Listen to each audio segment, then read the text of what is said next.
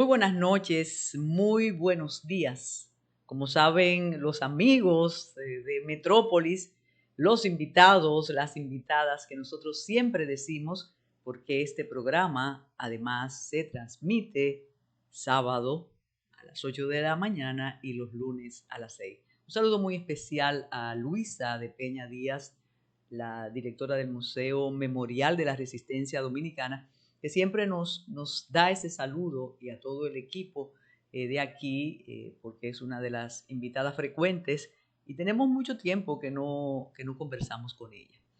Bueno, ya el tiempo ha dicho, el tiempo ha dictado que vamos a volver a la normalidad.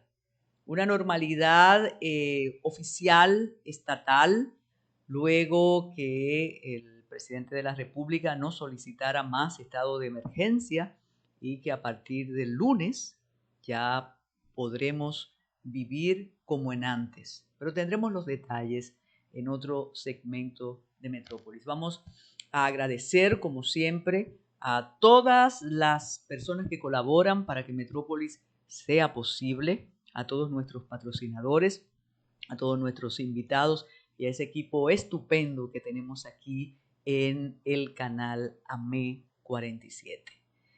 Es importante decirle al equipo que nuestras amigas de Curinde quedaron muy satisfechas con el programa que hicimos la semana pasada y que prometimos una segunda parte, porque la verdad que aprendimos muchísimo y vimos el entusiasmo que hay tan cerca de nosotros, como es en Curazao, para que podamos de verdad establecer relaciones, fortalecer el comercio, el intercambio y poder visitar de manera frecuente y productiva la zona franca allá en Curazao.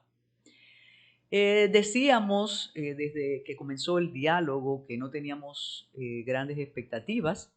Fue un diálogo y aquí hemos ido paso por paso hablando del inicio, del origen, de las expectativas del diálogo a partir del día 18 de agosto, cuando el presidente en un discurso, digo siempre inolvidable por el escenario, fue aquel discurso, Smerling y Carlos, que se hizo, Carlos Polanco aquí en la planta, que se hizo desde las escalinatas del Palacio Nacional.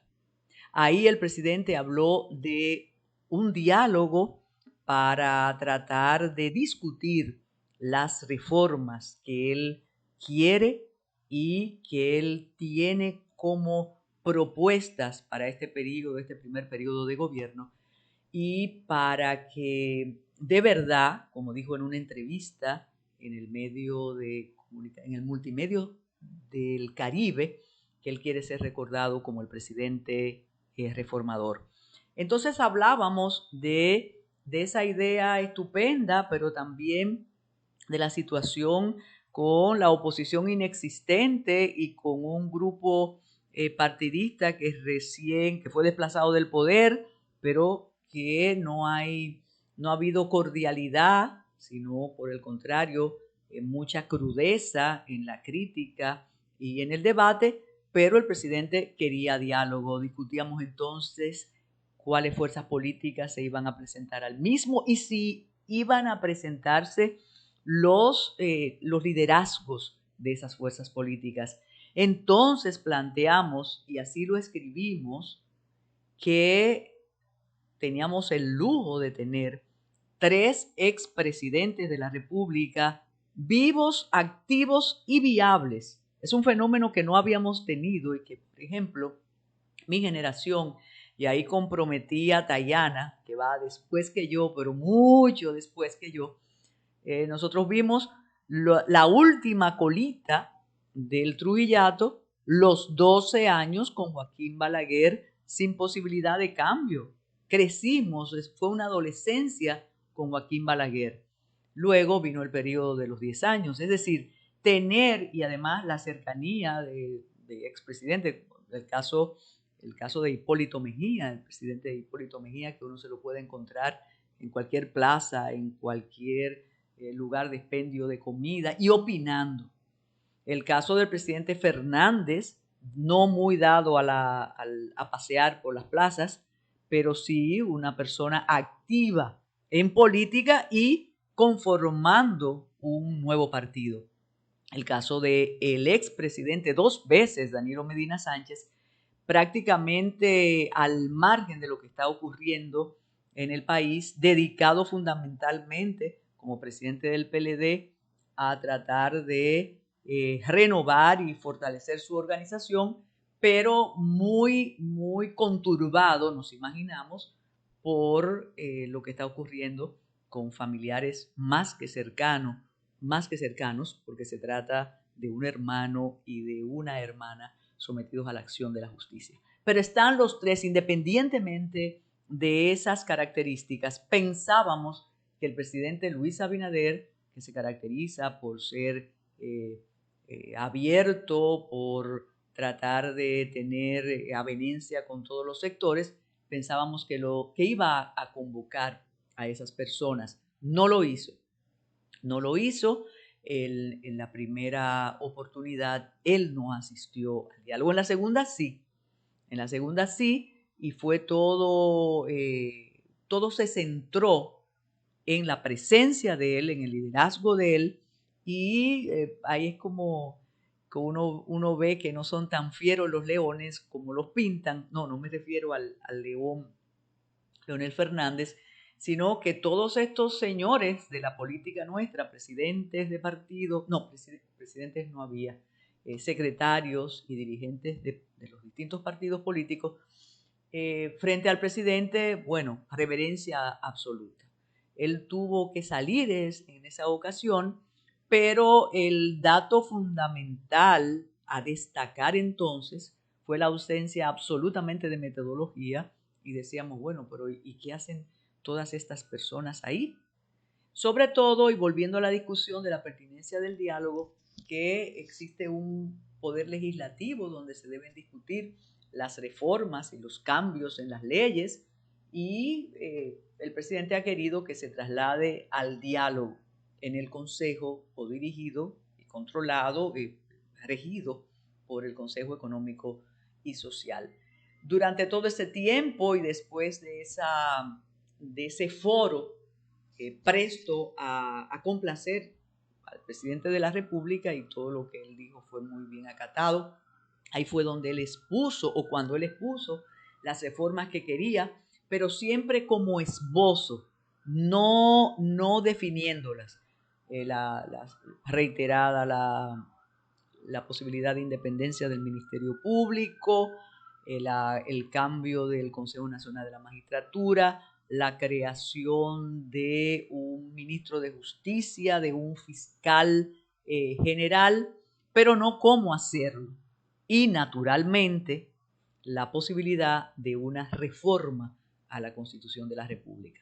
Después de esa segunda ronda del diálogo, vinieron entonces las manifestaciones de que no es pertinente la convocatoria para una reforma a la Constitución, que tenemos muchos problemas en el país, a pesar de el optimismo de todo el equipo gubernamental, que habla de unos índices extraordinarios económicos y de una recuperación realmente extraordinaria también, pero decían actores importantes que la prioridad nuestra no es la reforma constitucional. Entonces se convocó para esa tercera reunión. Esta vez asistieron los mismos de antes, con la misma actitud de apertura, de llegar a algunos acuerdos mínimos, pero no asistió el presidente de la República, y además planteó que quiere que la reforma fiscal, o el proyecto de reforma fiscal, sea discutida o ponderada entre él y los líderes nacionales, pero aparte del diálogo. Entonces ahí vienen otras interrogantes. Entonces, ¿quiénes son los que están en el diálogo? ¿Cuál es la categoría que le asigna el presidente de la República a estas personas, y cómo después va a ir de manera individual a visitarlos. Pero eso es válido en una democracia, a pesar de algunos intentos como de pensamiento único que a veces vemos, que no se puede disentir mucho.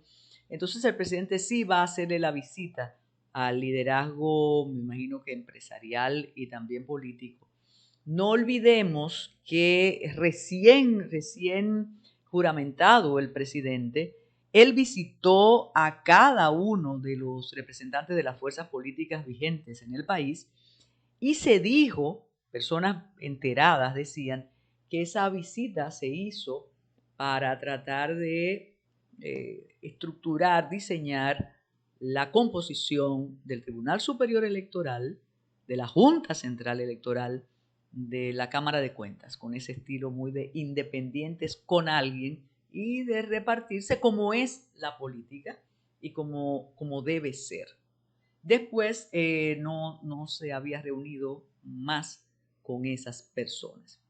El relato de esa reunión da cuenta que hubo algunas diferencias en cuanto al sistema de votación. Los partidos minoritarios reclaman un voto igual que los demás y ahí de nuevo adviene otra vez la eterna discusión de qué te validan, para qué sirve la votación en las elecciones, qué categoría, qué autoridad te asignan los votos si tú vas a tener igualdad de condiciones con las fuerzas mayoritarias en la República Dominicana. Vamos a compartir con ustedes ahora el relato que hace Iraima Capriles, coordinadora de este diálogo desde el Consejo Económico y Social. Es un poco tedioso, no lo negamos, porque es la descripción de cómo serán las mesas, cómo serán los procedimientos, pero vamos a tener un resumen del resumen hecho por Iraima Capriles y vamos a estar atentos naturalmente a lo que va a pasar a partir de ahora con cada uno de los participantes en ese diálogo o en esa reunión del diálogo, ya con la metodología establecida, con las mesas temáticas también establecidas, pero girando en torno a dos aspectos fundamentales. La reforma fiscal, que no se va a discutir en el diálogo, aunque Circe Almanzar desde la Asociación de Industrias dijo, pero espérate, es competencia del Consejo Económico y Social valorar cualquier reforma fiscal, todo lo que tenga que ver con las finanzas y los presupuestos en la República Dominicana. Entonces, reforma fiscal y reforma a la Constitución. Tenemos dos perspectivas para evaluar después que ustedes escuchen a Iraima Capriles o el resumen de lo dicho por Iraima Capriles. O qué bueno, por qué buen camino andamos, porque se está discutiendo, o con tantos temas, con tantos pendientes, cuánto se dilatarán estas reuniones y esta posibilidad de llegar a acuerdos mínimos para establecer reformas que el presidente de la República quiere y los representantes de las otras fuerzas políticas del país también. Esto ha permitido, y con otros temas realmente lamentables de esta semana, que los asuntos judiciales y procesales descansen un poco con una novedad, y fue el apresamiento hecho por la Interpol de uno de los involucrados en el caso Medusa, considerado prófugo, el señor Cano, que estaba en España y ya fue capturado por la Interpol. Pues ahora vamos a compartir con ustedes el resumen hecho por Iraima Capriles acerca de el devenir del diálogo y la metodología que tendrá el mismo. Adelante, Esmerlin. Si se quiere, para regularizar la situación, voy a recoger uno por uno los votos que deben estar presentes. En este orden serían 16 votos, más el del presidente del CES, que viene siendo el voto número 17. ¿Estamos de acuerdo en hacerlo de ese modo? 17 votos. Bien. Comienzo con la moción puesta sobre la mesa en el sentido de que la participación del gobierno sea de 5, del PRM de 3, de Dominicanos por el Cambio de 1, Frente Amplio 1, Partido de la Liberación Dominicana 3, Fuerza del Pueblo 3, Partido Revolucionario Dominicano 3, PRCC 1, Alianza País 1, BIS 1, PLR 1, PCR 1, PQDC 1, Consejo Económico y Social, Empresarial 4, Laboral 4, Social 4 y su presidente, que es miembro del Pleno y miembro de la Comisión Ejecutiva. En este sentido, presidente, ¿usted desea votar también? Ok. Gobierno dominicano, respecto a la moción puesta sobre la mesa, ¿están de acuerdo?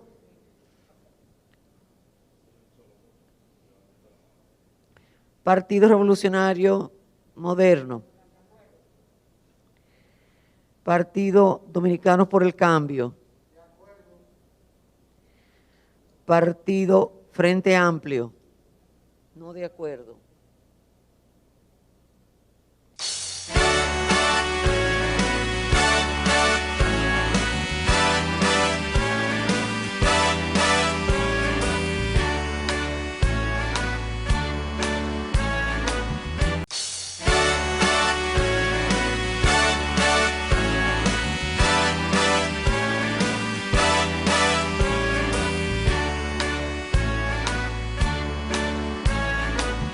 Y supuestamente un accidente de tránsito,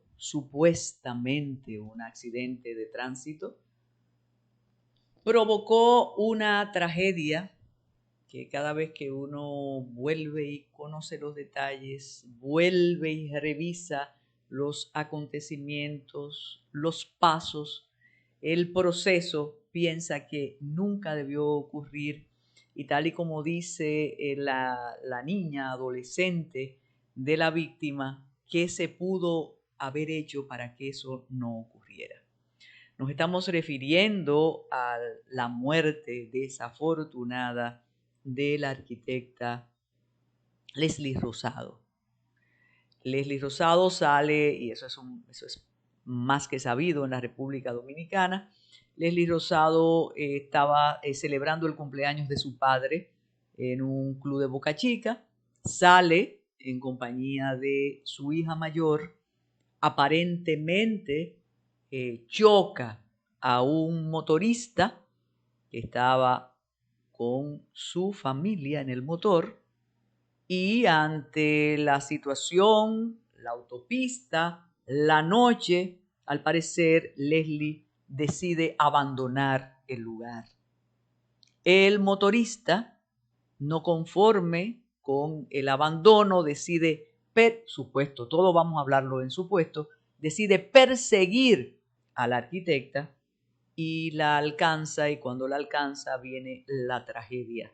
El toque en el vidrio, el disparo, si uno, si dos, eso lo determinará balística, que si pasó un camión con miembros de la Armada, que si no es verdad que hubo un accidente y que pereció, que cayeron los familiares al suelo. Bien, pero lo lamentable es la muerte de esta arquitecta, de esta joven, de esta ciudadana, de esa manera. Y el sesgo y el eje de la discusión y de los comentarios ha sido de nuevo dirigirse a la Policía Nacional y a sus miembros. Es un tema recurrente, es un tema que aquí lo hemos discutido desde hace mucho tiempo, incluso con el buen amigo Daniel Pou, experto en estos menesteres, en seguridad, y además un integrante de la comisión designada por el presidente de la República después de la tragedia de Villa Altagracia para analizar las leyes que pautan el funcionamiento de la policía, para dictar los reglamentos, para buscarle la solución a una policía desacreditada. Desacreditada y que cada vez desacreditan más y que cada vez, en mi caso particular, pienso que es una apuesta desafortunada porque algunos se atreven a decir eliminen la policía y yo le digo perfecto, vamos a eliminarla. ¿Y qué vamos a hacer con esas personas que están ahí y que ustedes dicen que todos son asesinos y ladrones y estafadores? ¿A dónde van? ¿Van al paredón? Quiero expresar algo que lo he dicho en otros foros, quizás no es agradable, que en este caso, el homicida no estaba en funciones policiales. Sí tenía un arma. En medio de todo el entusiasmo porque estamos controlando el uso de armas, porque están entregando armas de manera voluntaria. Él sí tenía un arma en su condición de cabo, que también se ha discutido si no es pertinente que dejen las armas en los cuarteles. Un ex jefe de la policía dijo de manera contundente, no, porque si te llaman a un servicio, tú tienes que tener el arma. Bueno, pero en este caso no es el caso de Villa Altagracia, que fue una patrulla que abordó a la pareja. No, en este caso, el hombre, el homicida, da la casualidad que es policía y que tenía un arma, pero él no estaba en funciones policiales. Tenemos que subrayar para ir manteniendo el equilibrio que casos como ese ocurren de manera cotidiana en nuestros barrios, en las zonas marginales, con policías, en los famosos intercambios de disparos, en los famosos abusos policiales. Pero yo creo que es importantísimo que los mejores expertos analicen ya no el asunto de la reforma policial, que al parecer va muy adelantada, sino esta campaña de continuar con el descrédito de la policía que imagino que tiene que tener consecuencias muy delicadas en el cuerpo policial, porque todos los días estamos diciendo que esa gente no sirve, que esa gente son unos asesinos, que esa gente es una escoria. Lamentable, terrible ese caso, no es aislado. Quien quiera mirar para otro sitio que lo haga, pero esta es una sociedad cada vez más violenta. No solamente la violencia la ejercen y tienen el patrimonio de ella los agentes policiales. Y para prueba, lo que ocurrió con la jovencita, la adolescente, lo que pasa es que cuando tú sabes que está embarazada, tú dices, bueno, ya no es niña, ya es una adolescente, con la jovencita Ninosca Polanco, víctima de su expareja, que la mató embarazada, como decía un articulista de una manera bastante estremecedora. Tenía dos problemas. Estaba embarazada, siendo menor de edad, y además víctima, una muerta. Ese es el asunto. Y en este caso, reitero, no había mediado uniforme, ahí no hay asunto policial. Entonces, ¿qué tenemos que pensar y repensar? Que sí es urgente la reforma a la policía. Claro que sí, pero eso es una consecuencia de cómo estamos viviendo, porque las personas que integran el cuerpo policial no son alienígenas, son dominicanos y dominicanas, forjados aquí, en el medio violento, y actúan en consecuencia. Hay decenas de especulaciones. Él hablará, seguirá hablando. Apareció en el decurso de la semana el motorista que transportó al homicida hasta el lugar donde estaba la víctima. Él dijo que él cedió con C, porque el homicida tenía un arma y que él no iba a hacer otra cosa. Creo que su situación es delicada, se considera cómplice. Hay otro motorista que fue el que transportó al homicida con el cadáver al hospital. De modo que eso ha sido es una situación que estremece, nos estremece, plantea y ratifica la inseguridad ciudadana, independientemente del optimismo y de los planes que tenga el ministro de Interior. Cada vez nos asustamos más. Esta semana escuché al abogado Jordi Veras desde Santiago decir que la autopista Duarte se estaba convirtiendo en un lugar de espanto.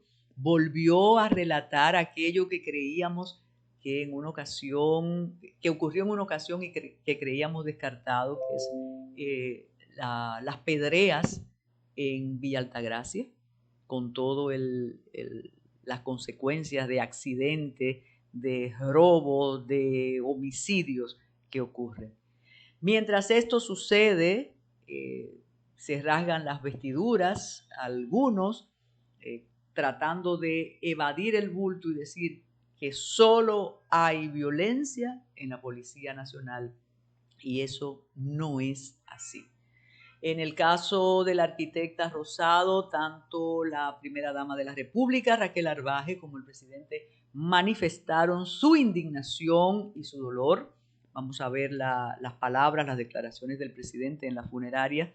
En el caso de Ninosca Polanco, no hemos visto hasta este momento ninguna manifestación de parte de la primera dama ni del presidente, pero la verdad, reiteramos, como comenzamos el segmento, que la sociedad dominicana se siente estremecida con estos casos y nos desvelamos tratando de buscar una solución, pero no nos olvidemos, y quiero reiterarlo, que estamos viviendo en una sociedad muy violenta, cada vez más violenta, con una violencia impune, porque hemos creído que la impunidad termina porque hay unos funcionarios presos y sometidos. Para no irnos más lejos, una joven conductora de un todoterreno quiso transitar en vía contraria en la 27 de febrero y provocó tres problemas. Atropelló a 3 personas. Se buscó, no se buscó, ya tiene una garantía económica, pero oigan la mezcla, hacemos lo que nos da la gana, porque no hay consecuencias. Entonces, paz a las familias de estas personas muertas, y tratar de que entre todos querramos cambiar esas actitudes que en cualquier momento pueden revertirse en contra de cada uno de nosotros. Vamos a escuchar las palabras del presidente de la República en la funeraria Blandino cuando fue a expresar sus condolencias a la familia y también expresó su indignación con el hecho. Adelante, Esmertin. Fue un acto de salvajismo intolerable, que ustedes pueden asegurar que se va a hacer justicia, así como se ha hecho en casos anteriores, como en el caso de Altagracia, que los que cometieron ese hecho también están presos y ya condenados en primera parte por un juez. No se van a tolerar esos pasos. Ahora, eso nos lleva a que es de urgencia la reforma de la Policía Nacional y estamos trabajando cada día para eso. Pero no puede ser una reforma como se ha hecho antes, con unos parchitos y haciendo esto. Es una transformación que tiene que haber, empezando por cada uno de los policías, por hacerle las evaluaciones y todo eso estamos trabajando. Estamos trabajando para hacer esa reforma como tiene que ser. como necesita la sociedad dominicana, que además también tenemos que trabajar en una sociedad menos violenta. Eso tiene que acompañarme todo el país.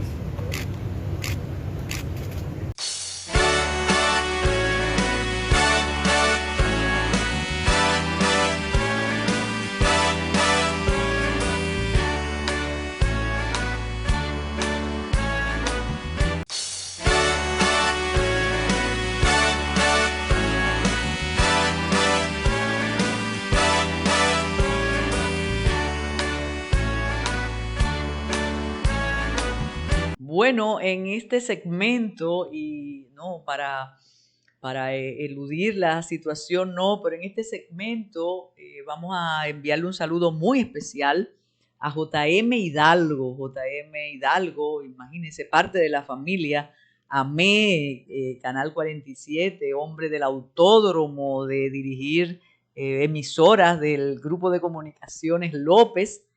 Y también de AME, claro, Carlito, cuando usted era un niño, y me correspondió conversar con JM Hidalgo, y JM está peleando, usted sabe lo que él está peleando, es Merlin, Carlito, Dayana, que él tiene el récord del mangú más grande, que no es ahora lo que se ha publicado y vendido, que se hizo en Nueva York, que él lo hizo en Moca, y que eso está registrado.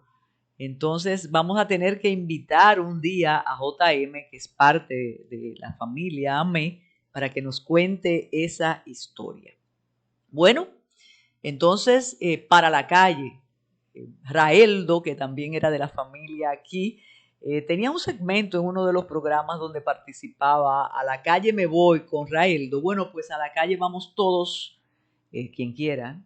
Ojo, hay personas que independientemente de los permisos o de las licencias, sigue cuidándose, porque hay que seguir cuidándose, porque no todos estamos vacunados. Usted dirá, ¿y qué es lo que está hablando Carmen? Bueno, el presidente de la República, luego de consultar la Organización Mundial de la Salud y la Organización Panamericana de la Salud, que ya no iba a solicitar más estado de emergencia, que ya no íbamos a tener más toque de queda, que íbamos a tratar de establecer las normas de convivencia para restaurar la normalidad en tiempo de COVID. Eso significa, como se hace en otras ciudades de otros países, que usted para entrar a un lugar tiene que tener mascarilla, tiene que guardar distanciamiento, y algo que sé que a muchos no les va a gustar, tiene que presentar la constancia de que usted está vacunado.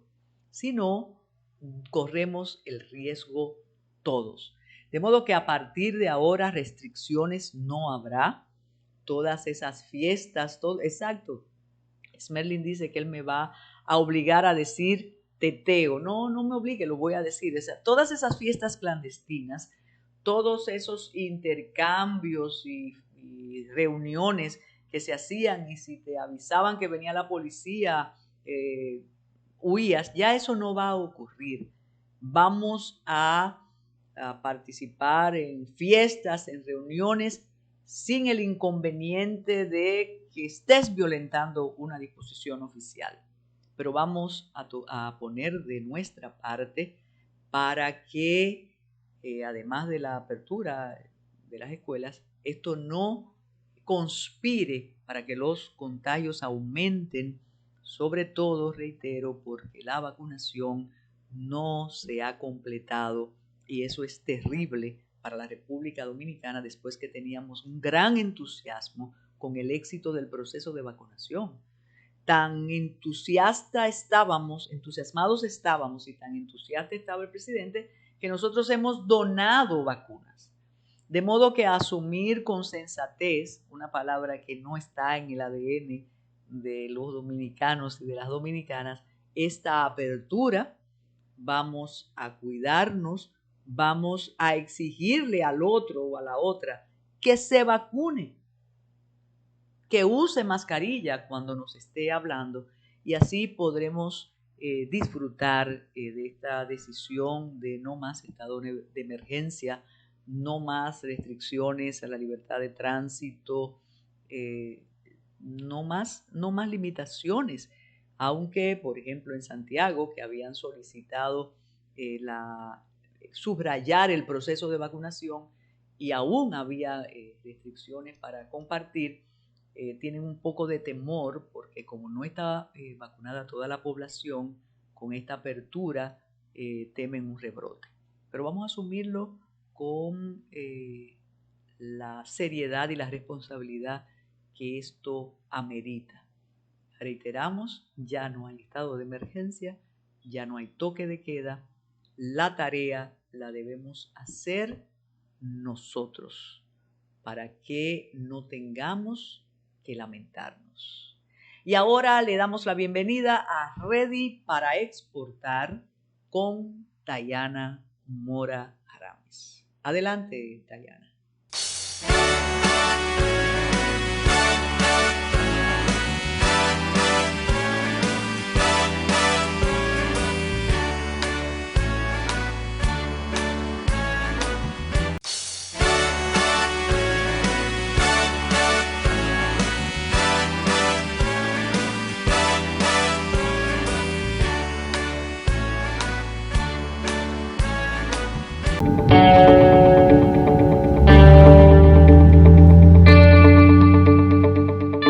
Muy buenas amigos de Ready para Exportar y de Metrópolis. Estamos aquí con otro invitado de lujo.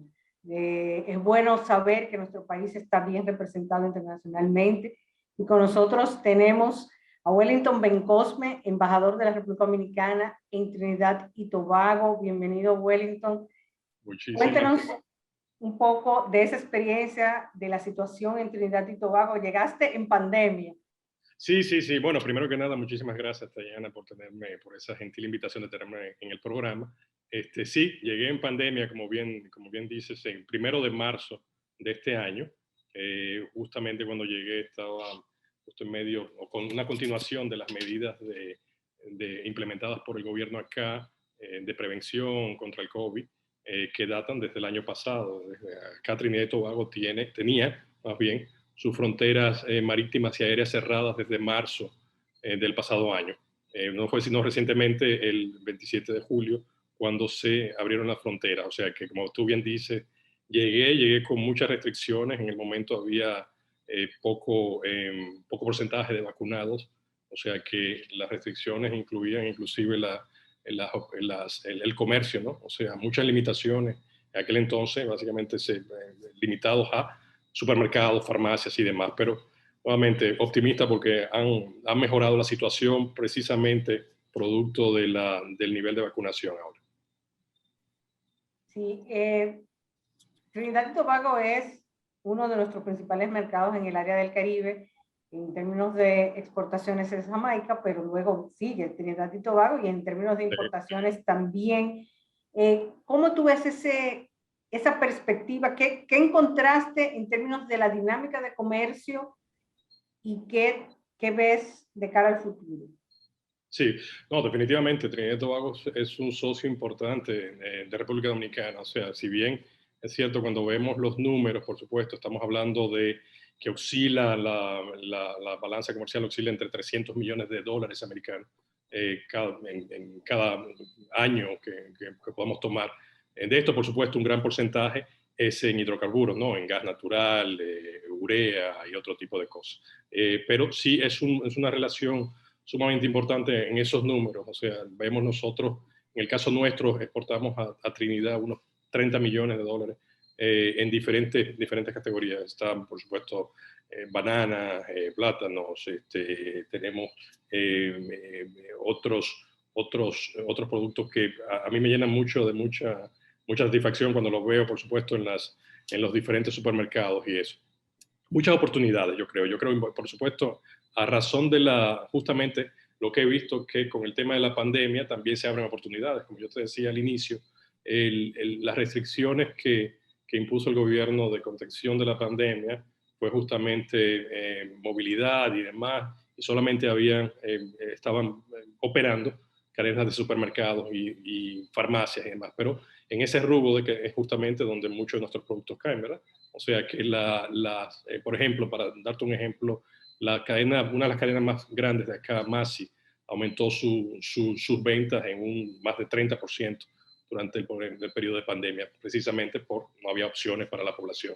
Entonces ahí donde tú ves, por supuesto, oportunidades nuestras de productos como el aguacate, como yo mencionaba, el banano, que lo hemos visto, y otros vegetales que he visto, y continuamos teniendo intereses por parte de empresas nuestras en exportar acá. O sea que también en los rubros como construcción, hubo un periodo en el que impactó también el sector de construcción, todas estas limitaciones que había, pero una vez se reanudaron, por supuesto, hay una demanda de eso. Nosotros desde la embajada hemos tenido diferentes reuniones, a nivel virtual, por supuesto, como todo el mundo, con diferentes ministerios, ¿no? Ministerio de Industria, por ejemplo, el de Desarrollo y demás. Y sí, hay un interés, por supuesto, de reactivar la economía, las operaciones, y de esa reactivación, por supuesto, ahí vienen las oportunidades para nosotros. Es un mercado, nuevamente, es un líder en la región, o sea, para nosotros el mercado, yo creo que es claro la visión que tiene el gobierno de fortalecer esa relación con los países de CARICOM, de la Comunidad del Caribe. El mercado del Caribe es de bastante relevancia para nosotros, o sea, aun cuando lo vemos, si lo vemos de manera comparativa, por ejemplo, con el mercado de Centroamérica, estamos hablando de un mercado de unos 7 millones de habitantes, si tú aislando sin contar a Haití, y exportamos, por ejemplo, en 2018, que tengo las cifras, más del 60% al Caribe que lo que exportamos a Centroamérica, que es un mercado de unos 46 millones de habitantes. Entonces tú ves, por supuesto, proporcionalmente la importancia de este mercado. Yo creo que en el caso de Trinidad tú sabes, su fuerte, por supuesto, a pesar de que hay un interés de diversificar la economía, un poco a raíz, por supuesto, quizás de la disminución en la demanda de gas, por ejemplo, a otras áreas como agricultura. La verdad es que todavía pues tienen sus retos, ¿no? Y creo que en esa transición todavía hay muchas oportunidades para países como la República Dominicana y nuestros productos. Creo que hay en cuanto a los productos que podemos nosotros, en donde hay muchas oportunidades, yo veo y lo he visto no solamente en las estadísticas, pero sino también me he dado la tarea de visitar supermercados, farmacias y demás. Creo que hay oportunidades en promover, exportar ron dominicano acá. Se consume mucho ron también de Guyana y otros países, ¿no? O sea que, y también, por supuesto, es algo que se ve reflejado en los análisis de instituciones nuestras como ProDominicana, y en el análisis, por supuesto, de Zona Franca, el Consejo de Zona Franca y otros. O sea que oportunidades hay, Dayana. Sí, yo creo que una de las cosas, de los retos que tenemos es el desconocimiento, que de ambos lados, que no solamente de nosotros hacia ellos, sino de ellos hacia nosotros, de esa falta de conocimientos porque tú dices, sí, los números en Centroamérica van más altos, pero la complementariedad con el Caribe y el poder adquisitivo del Caribe es en general más alto también. Sí, no, pero inclusive lo que digo es que los números, nosotros para República Dominicana, por ejemplo, en ese periodo 2012-2018, tenemos que República Dominicana tiene una balanza positiva, de los 10 países con los que tuvo una balanza positiva, 5 están en la región del Caribe, ¿verdad? O sea, estamos hablando de Haití, de Jamaica, Surinam, Santa Lucía y Guyana. O sea que definitivamente, y volviendo al tema de la importancia, la relevancia en términos de volumen de esta relación con Trinidad y Tobago, nosotros hicimos cálculos y estamos viendo, por ejemplo, en los últimos 5 años, Dayana, la relación bilateral, ambas vías, asciende más o menos a 1.700 millones de dólares americanos. Siempre digo dólares americanos porque acuérdate que aquí, ¿verdad?, es el dólar de Trinidad y Tobago. Siempre me ha costado un poco hacer la transición, pero ciertamente es bastante alto.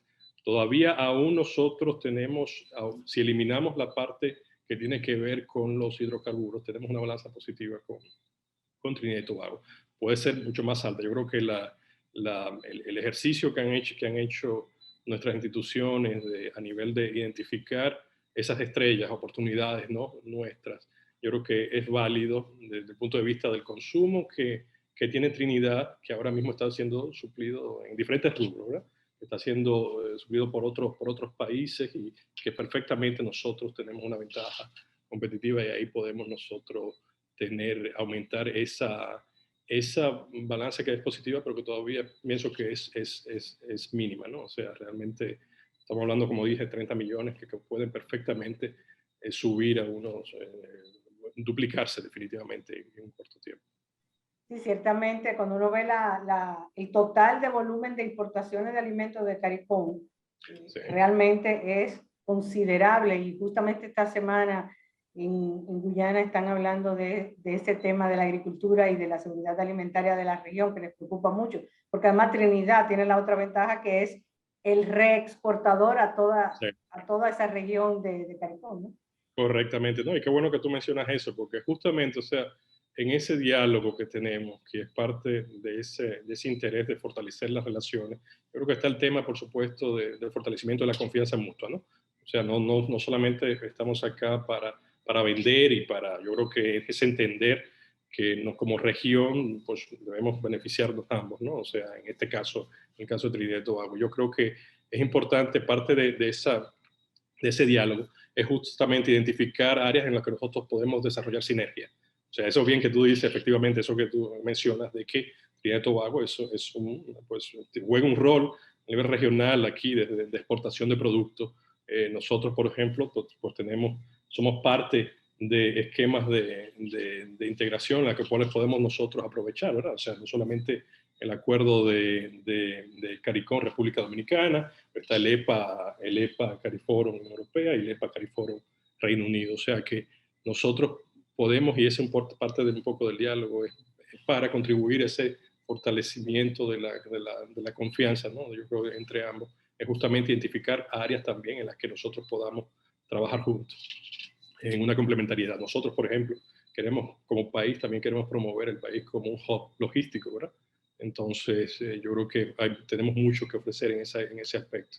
El tema de servicios acá, que es bastante demandado también, o sea, hay muchas áreas en las que sí, y en ese análisis nosotros, por supuesto, estamos monitoreando ese proceso de diversificación interna acá, para ver también dónde hay oportunidades, ¿verdad? Porque si ciertamente no podemos competir en las áreas de hidrocarburos, que es ciertamente cuando en ese proceso interno de evaluación de hacia dónde se dirigen, pues ahí también se dan oportunidades. Bueno, también Trinidad tiene un sector privado muy dinámico, Sí, producción de industria, sus cámaras de comercios, que han estado siempre muy activos, ¿no? sí, sí, precisamente, ¿no? Y desde marzo hasta ahora, bueno, y dicho sea de paso, agradezco de manera personal a ti, Tayana. Yo sé que antes de venir acá al país, pues nos reunimos y me diste algunas ideas para entender mejor el país, ¿no? Hemos estado reuniendo con diferentes cámaras de comercio, tanto las más grandes, ¿verdad?, como TTMA, como pequeñas, más de algunas de las regiones y eso. Y es importante, sí, nuevamente, como te digo, siempre con la visión también de ver oportunidades conjuntas, ¿verdad? O sea, si bien nosotros, por supuesto, estamos acá para promover nuestros productos y inversión, por supuesto, también que sea de dos vías, ¿no? Tú mencionabas los grupos empresariales acá. Nosotros hemos tenido intercambios con uno de los grupos más grandes acá, si no el más grande, AMSA Macal, el cual justamente nos dio la buena noticia un poco después de conocernos, de que hicieron una inversión en República Dominicana en el área de energía renovable, adquiriendo una planta fotovoltaica, creo que en Monte Plata.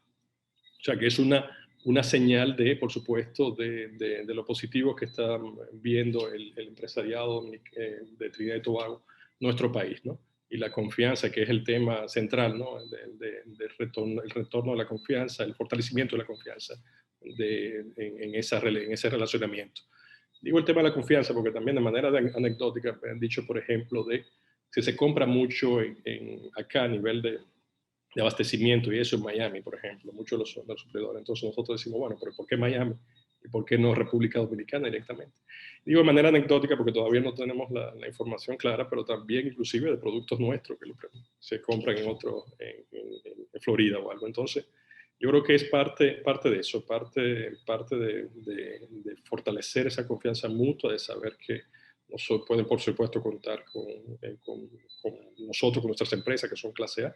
Y en eso es que estamos, en ese fortalecimiento a todos los niveles, no solamente a nivel gubernamental, pero con las empresas y los grupos empresariales de acá. Excelente que tú mencionas a Ansa Macale, también está el grupo Masi. Trinidad es un gran inversionista en toda la región del Caribe y más allá, que es algo que todavía República Dominicana ha hecho en Jamaica, por ejemplo, pero más tímidamente los grupos empresariales no se han expandido, como tal vez algunos en Jamaica o Trinidad, y también ahí hay oportunidades de colaboración. Sí, definitivamente. Y volviendo a la mención de ese grupo, sí, hemos conversado sobre sus intereses, por supuesto, y nosotros exponiéndole a ellos intereses nuestros, oportunidades en República Dominicana. Yo creo que es importante que se den ese tipo de inversión recíproca, ¿no? En el que tú tengas inversión de Trinidad en República Dominicana y viceversa. Yo creo que aquí es interesante ver esas áreas precisamente porque o sea, nosotros hay empresas de calidad mundial nuestras, o sea, que realmente pueden perfectamente explorar modelos de negocio acá como una inversión válida. O sea que, nuevamente, yo creo que en lo adelante es justamente tener ese diálogo con las empresas, con los grupos empresariales de ambos países, para ver dónde hay oportunidades. Nosotros como embajada, lo que tratamos es justamente de ser como Rainmaker, tratar de propiciar esos encuentros, tratar de propiciar ese diálogo. Y bueno, hay un evento que es el evento más importante de CARICOM, yo diría, en términos de comercio, que se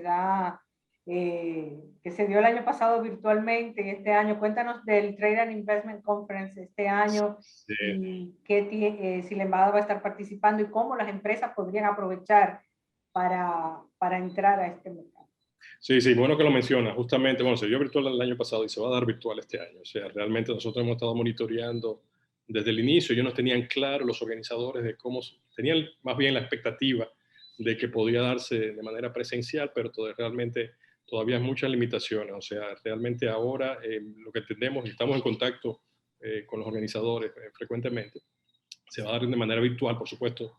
Nosotros, como embajada, queremos tener una presencia, anticipamos tener una presencia. Dicho sea de paso, Dayana, nosotros queremos tener un evento aproximadamente a mediados de este mes, de cara a la TIC. Y el evento sería como enfocado, quizás enfocado más bien en la experiencia de empresas que ya exportan acá a Trinidad, un poco que puedan compartir esa dinámica, esa experiencia. Y hay muchas, o sea, inclusive no solamente estamos mencionando las grandes, ¿verdad? Que lo cual nos llena de mucha satisfacción. Yo, por ejemplo, esta tarde tuvimos una videoconferencia con Fersan y la verdad que muy orgulloso del posicionamiento de una compañía como esa. Pero también a nivel de compañías pequeñas que están exportando acá, ¿no? Entonces sería interesante un evento en lo cual estamos ahora ultimando detalles, para que nos hablen de esa experiencia de exportar hacia Trinidad y Tobago, y justamente de cara a la participación en la TIC, que sería la primera semana de noviembre. Nosotros anticipamos, Dayana, diseminar la información de un poco de la participación, exhortando la participación de nuestras empresas, que recuerdan mucho de los B2B, estas reuniones uno a uno se la dan de manera virtual, y por supuesto queremos tener una presencia, aunque sea virtual, pero exhortamos a la participación de nuestras empresas en eso. Yo creo que es importante que aprovechemos que tenemos ese punto de apoyo en la Embajada Dominicana en Trinidad, que tiene nueva sede, ¿no? Sí, sí, qué bueno que mencionas. Y bueno, precisamente, o sea, parte del esfuerzo en estos meses ha sido justamente de manera reestructurar la embajada de modo tal de que podamos proveer mejor servicios a nuestra comunidad, a nuestras empresas, pero también tener una representación ante el gobierno de Trinidad y Tobago más fortalecida. Tenemos nueva sede, estamos en 11 Albion Street. Queremos también, ahora que mencionas el tema del empresariado, Queremos también exhortar que se acerquen a la embajada. Tenemos en la embajada, dicho sea de paso, espacios que hemos un poco anticipado para proveerles a las empresas que necesitan en algún momento dado venir a Trinidad y tener un espacio de reuniones. También pueden acercarse a la embajada y contar con ese espacio y apoyo, todo el apoyo que podemos darle. Somos un grupo pequeño, pero realmente tratamos de ser lo más proactivo posible. O sea que exhortando definitivamente a que nos visite a la nueva sede. Bueno, muchísimas gracias, Wellington Becom, embajador de la República Dominicana en Trinidad y Tobago. Y ya ustedes saben, las oportunidades existen, lo que hay que aprovecharla y tenemos el canal ahora. Definitivamente, definitivamente. Gracias a ti por la invitación y nuevamente la exhortación a nuestros empresariados a que se acerquen a la embajada y por supuesto cuentan con nuestro apoyo. Bueno, muchísimas gracias y a ustedes los esperamos la próxima semana en Ready para Exportar y en Metrópolis.